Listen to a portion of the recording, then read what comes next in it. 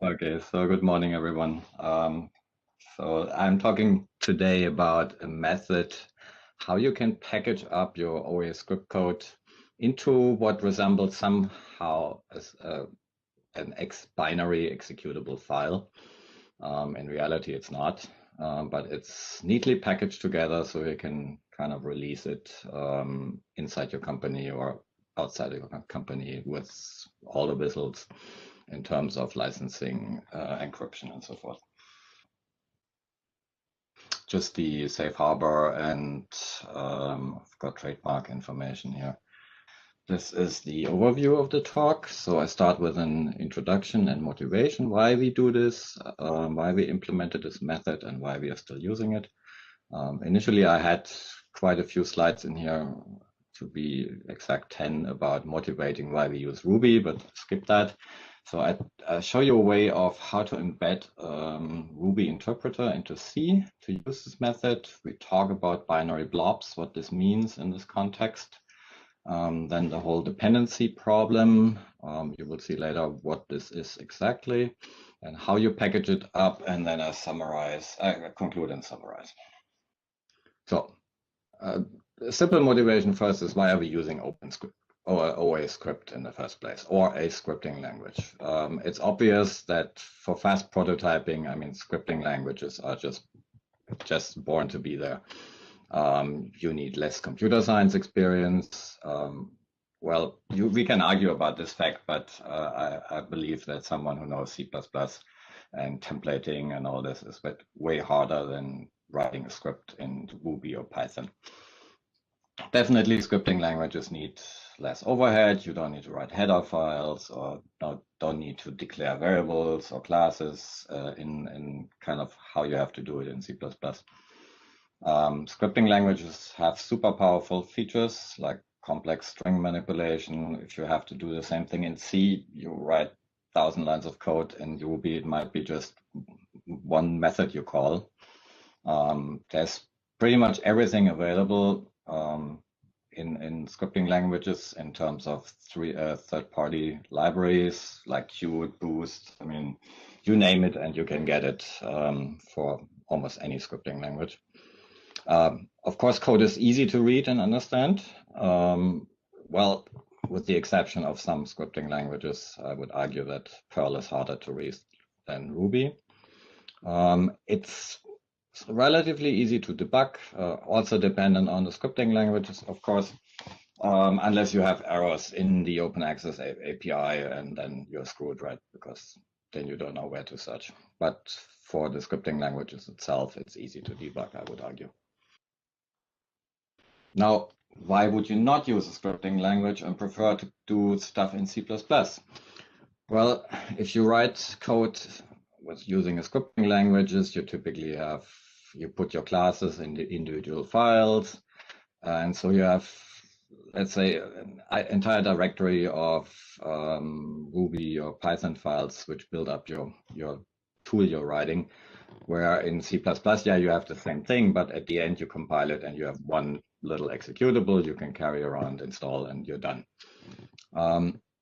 Also, you're dependent on one specific version potentially of the scripting of the interpreter you're using, maybe a Ruby version 3.0, and you're using features, so it doesn't work with 2.7. So you have to be careful where to install it, or you have to kind of require that you have this particular version of your scripting language installed. It also depends on specific libraries, of course, because you are using, for instance, Nokogiri or any other library which might not be installed. Code is, of course, more error prone because scripting languages use dynamically or typically dynamically typed languages, meaning the variable can change. It can go from a string to an integer to a float to back to a string, and that, of course, causes problem. Your speed is an issue because for sure your scripting languages are not that fast if you would implement it in a native C++. Code is readable. if not obfuscated, is a problem, because sometimes you don't want to give out your IP. So an executable, if you write it in C++, is definitely better for you. It's hard to add licensing to scripting languages because someone can just comment it out or make a copy of the script, comment it out, and then it doesn't use licensing. So it's definitely harder to have a handle on that. So the question is there a way to compile OS script, and I say compile in quotes because it's not really a compilation, to create a self-contained package with all dependency. So that's where we are, what we are after. There are, of course, compile options for scripting languages, which convert kind of your written scripting language code into bytecode, from bytecode to C++, and that gets compiled into binary. But we are looking for a different way here. And for that, we will be looking at the so-called Ruby C API. We will include all the scripting code we have and compile it and install it. So that's what we are going through in the next few slides. Okay, what is the Ruby C API? So Ruby has a so-called C API, and other languages have this too, meaning it provides C functions to interact with a running interpreter. And embedding an interpreter in C is essentially as simple as calling or including your ruby.h file and initializing the Ruby interpreter, and that's it. At that moment, you can fully interact with a running Ruby interpreter. You can query variables. You can stick in entire, let's put as hello world or whatever it is, and you have a full suite of API functions to interact with the running Ruby interpreter. And at the very end, you just return with a Ruby cleanup, and that's it. So it's super simple. It's one line of code. But the question is, how do we add the Ruby code into this running interpreter? And with Ruby code, I mean, you have, let's say, a script which opens an open access database, does some polygon modification, or think of anything you have in a bunch of ASCII files, and you want to apply this method to it. So the way we interact with Ruby itself from C is, for instance, we could use a function, evaluate function. The function is called RB eval string, and you just put in valid Ruby code, like put as hello world. And the moment you do that, it executes that code, and that's it. So it's very simple, unless you have, unless the code crashes what you're doing. Meaning, it's especially important if you do some open access stuff and you did not, and it crashes on you, and that will crash essentially your C application as well, unless you will catch this exception. So there are better ways to essentially interact with the Ruby interpreter. If you put an RB protect around it and then give it the function you're calling and the arguments, and that returns your status, and based on the status, whether it passes or fails, you can essentially give some meaningful error messages out what happened inside the Ruby code. Unfortunately, this whole C API from Ruby is not very well documented. And I noticed, because I'm doing this since version 1.8.7, and I noticed over the years with every new Ruby version, which comes out once a year, you have slight differences in how the interpreter works. You need different ways of initializing the Ruby interpreter and so forth. So the best way, if you have a specific version, just search for some documentation. I picked one here. There are plenty out there. And the easiest way to find something is searching for something like an RB_protect or an RB eval string, and that guides you kind of to people doing it with a specific version. Okay, so to handle errors and exception, the easiest way to do this simply to access Ruby's global variables, e.g. Ruby has a variable called exclamation mark, which gives you the last error message, or $@ which gives you the location of the error. And to do that, you simply essentially use a C function rbgvget with the global variable you want to read out, and that gives you back a string. And so essentially you get the entire backtrace out if something happens in your Ruby code. Okay, now we initialized Ruby interpreter that simply runs inside your C code. Now, how do we get our OA script code into it? I mean, of course, we can say, oh, we just read the file and then do an eval of whatever we read, or we store it in a one gigantic string and just pass it as is into the interpreter, but that is kind of besides the point, because then there's no difference in calling the Ruby interpreter from outside the way you used to do it. So there must be a clever, a more elegant way to do this. And the more elegant way to do this is using so-called binary blobs. It's binary large objects as a blob, and you can link binary blobs with GCC.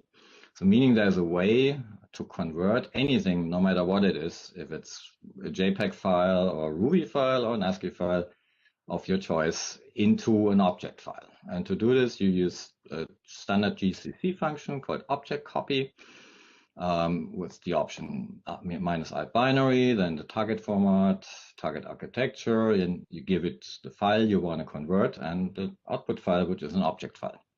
Like in my example here, you see the command line I used. So that converts this test oa1.rb in a test oa1.o file. With that, you can essentially convert all your Ruby files and object files and then link it together with your main.c into an executable, right? And now you have essentially the Ruby code you wanted to evaluate inside, linked together in one executable. But the question is now, okay, I have an object file, but how can I access the content of that object file now in order to do anything with it, or ideally to stick it into the Ruby interpreter? And to do this, there is something called an object dump, where you essentially see the start and end pointer and the size of your data inside the object file, and these have to be defined in your C code, so you get access to it. And that's simple. You simply define these as extern unsigned chars, these start, end, and size, and then you can simply assign this to a pointer and just iterate over this range of data which is loaded into memory and access it. So at that point, you could, for instance, stick it right away as an eval into your running interpreter. Okay. Now we are running into one problem, because typically, as I said before, you do not have a single Ruby file. You have a bunch of files, and one file might require another file, and another file requires a third file, and so forth. So the way you do this in Ruby, that you load essentially files into your Ruby, running Ruby, is you use this function or method called require. And you would use require, for instance, OA, to load a library, the entire open access library. Typically, you use something like require relative to load your own code, which is somehow local to your directory where you're working in. So require is typically used for so-called gems. Gems are libraries, and require relative for files in your source tree. Fortunately, you cannot really rely on this. So the question comes up, how do we find all source files which we need to embed?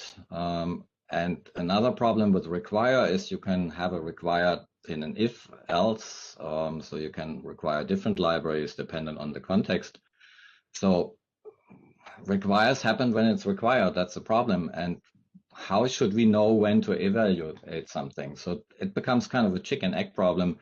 You cannot just dump everything into the Ruby interpreter. You need to do it in a specific order. And what is the order? You don't know, because it all depends on the context of your file.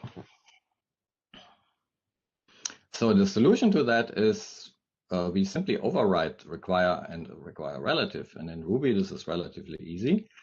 There's an alias function which allows you to override any function in the context of Ruby. No matter how deeply it is embedded in the class hierarchy, you simply say alias original require relative and your require relative. And I did this as an example here, where I simply overrode require relative as well as require, and I'm just printing out who is calling this function, and then I'm calling the original require. And the output you're getting, you see on the right, is for if I require open access, it kind of the function would print exactly where is it called, from what is called, and so forth. You see it's loading OA, OA common, OA init, OA common, OA base, and so forth. And at the very end, where I do a relative require test OA2, it says the caller is test because I'm calling it from test, and so forth. So there's a way essentially with this method to see, first of all, who is calling what and when. So the trick is really, you see this middle picture in the middle, the trick is really to override these functions, and when require is called and we somehow detect that we are requiring a function which we are embedded, instead of executing, so Ruby, when Ruby does a require, it essentially puts the entire file into the interpreter. And we are doing the same thing. So we would evaluate the entire file at that moment when require is calling for instance, test OA1 or 2 or 3. So instead of reading it from file, because it's maybe an outside dependency like open access or any other gem you're loading, we would simply at that moment dump it into the interpreter. So we have to, of course, only do this with our internal dependencies, meaning everything which is local to our Ruby code and not the gems we are loading or open access. So a good way of organizing your code is always using Bundler. That's a Ruby tool. I'm not sure you heard of it. If yes, it's great because you can organize your code very well because you can have all your gems you're using local instead of global. And that makes simply this whole method easier if you would use something like Bundler. So it structures your code very well and makes it really easy to find all your dependencies like these tests 1, 2, 3, 4, and so forth. So now, earlier we said how we compile this into one single executable. It might be worth checking with LDD if we are still having any kind of dependencies, which shouldn't be there. So in this case, our little test.oa, an LDD on that simply shows the only dependency we have is to Ruby itself. And the rest is just standard C stuff. Of course, open access and script, they remain outside of this whole OXPOP of this whole method.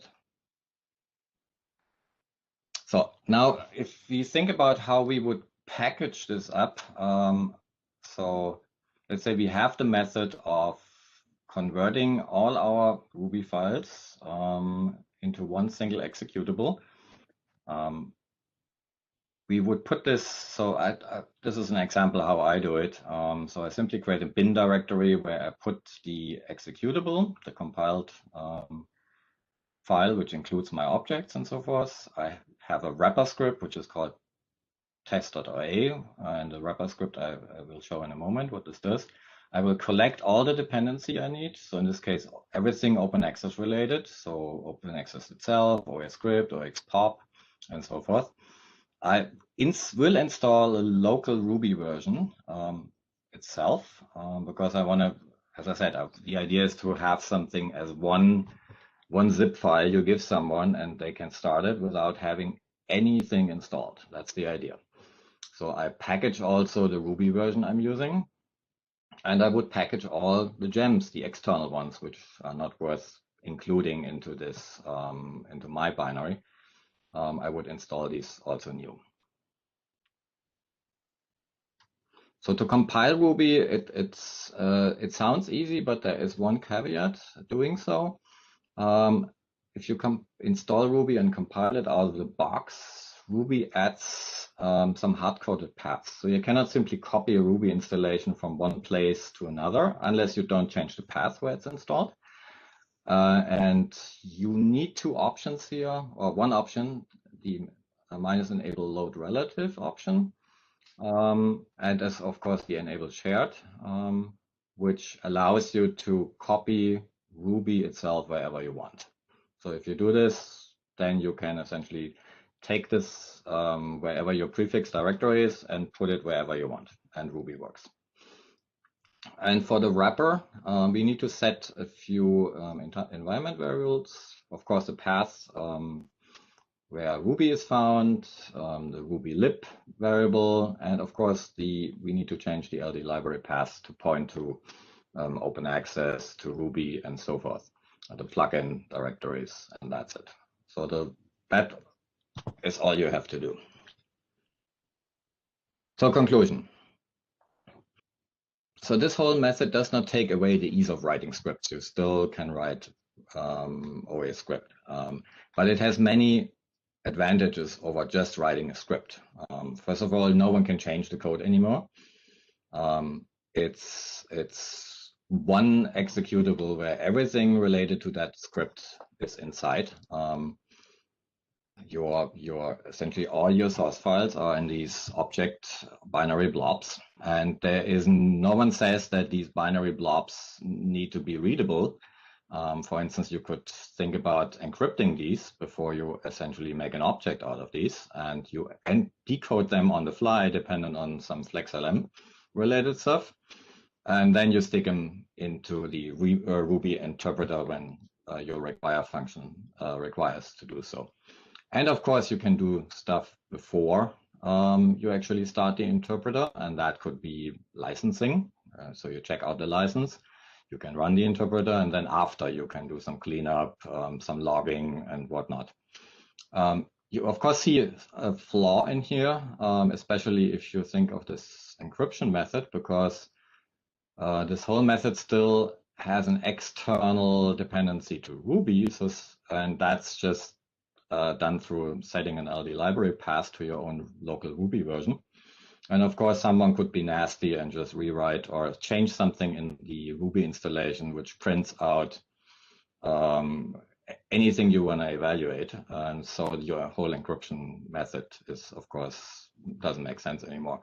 And you can get rid of this if you simply statically link Ruby to it. And then essentially you have a fully encapsulated, you have encrypted Ruby code. Which gets decoded on the fly after FlexLM checks and so forth. It's fully self-contained, and this whole flow can be fully automated. So I have about, I guess, 1,000 lines of code, which you just pointed to a directory where you have all your source code. You press a button, and you get a fully self-contained zip file, which you can install anywhere. So in summary, we looked about this Ruby C API, which is useful whenever you want to run a Ruby interpreter inside a C program. There are lots of API functions which allow you to interact with a Ruby interpreter, and that's not the only application. You have many applications in PDF where we use such a method, and it's not always Ruby, it's sometimes Perl or other languages. You can think of, for instance, a spreadsheet program on steroids where you have in your column and row cell fully Ruby interpreter, right? We talked about binary blobs, what they are, that you can essentially using these to link anything to a C or C++ program and do stuff with it. This method then enabled us to compile our Ruby code into that single executable. We needed to override require and write require relative to dynamically load our Ruby code when it is required. We created a self-contained redistributable package. You can zip it, install it anywhere, no dependency whatsoever to anything else other than what is in this package. And there's literally no speed penalty using this method. So for fun, I drew 1 million polygons, and it took the same time, kind of. I think it's a rounding error at the end. But whether you use it running the Ruby script directly or you use it using the C API, there's simply no difference. And that concludes my talk. Any questions? Hey, Lark, one question for you. If I haven't spoken over somebody there. Great presentation. Just curious about this. I think it's obj copy where you make the blobs. If you run the Unix strings command on the resulting object file, will you get back largely plain text? And if so, then did you decide you needed to do some further obfuscation or encryption? So I'm using this method purely with encryption. So I encrypt before I essentially use object files. So I never used it with clear ASCII files, because our idea was we needed something which is encrypted, which we can sometimes give to a customer, or when we do need to do work at the customer side, and we take our scripts with us. We don't want to have people just copying them and look inside what we are doing. So this helps you. So we use this method just with encryption. Okay, thanks. I have a question. Yeah. How amenable do you think this idea is to Python versus Ruby? I think Python, so I'm not fully familiar with Python in terms of how Python loads the code. Like in Ruby case, it was easy to find since you simply are able to override the require and require relative methods. So that makes it ultra easy. Python for sure has a C interpreter you can link, or you can call in C or C++. I did it with Perl. Perl works also fine. Python, I cannot give you an answer, unfortunately. I think it's possible, but again, the only thing not clear to me is when to load and dump it into the interpreter. In case of Ruby, it's ultra simple. Okay, thanks. Yeah, one question for you. Excellent presentation, by the way. Do you have any comparisons on the speed in pure Ruby? You showed some numbers of runtime. Yeah, we have packages where we have 500,000 lines of Ruby code and use this method, and we don't see any difference in terms of speed. Because essentially it's the same. If you look how Ruby itself is built, if you go into the source code of Ruby, you will see there is at some point in the main.c is exactly the same code you are writing, right? You are just writing your own Ruby, so there is no difference. I get the feeling it's a little faster though, because your object is all in memory, right? You read essentially from memory, depending on how fast your file system is. It may be a little faster when you essentially load all the code, and with 500,000 or 1 million lines of code, there is a slight difference in speed because of everything being in memory. But I would say execution-wise, there should not be any difference. Okay, so your last data point on the 1 million polygons, for example, that what you're saying is basically pure Ruby, even outside of your C++ implementation is pretty fast already. Pure Ruby, the script as is, before I encrypted it, right? And the other one was the executable. Okay. Oh, I got it. Okay, thanks. Hey, Lard, cool presentation. Could you comment on the output size of the binaries that are generated if you use dynamically linked Ruby versus statically linked versus the original source? It blows up essentially. If you have 500,000 lines of code and encrypt these, that's your only. That's your only size factor in here, right? Because you're carrying all your source code around. Everything else is just 10 lines of C code to essentially have all the overhead managing FlexLM and the decrypting and the error handling. So that's not a whole lot of, I would say these are a couple of hundred lines of C code in my case. And the rest is, yeah, the encrypted Ruby code. And then if you want to go statically link certain things, that increases also your binary size. But you can keep it at a minimum, as I said. Someone needs to really know what you're doing in order to, as I said, you can just bypass the Ruby version and sneak in your own one, which prints out everything which gets evaluated. And so you can reconstruct your code, of course. But even if you would statically link Ruby to it, it's just not that super big. So it scales with your lines of code. Thank you.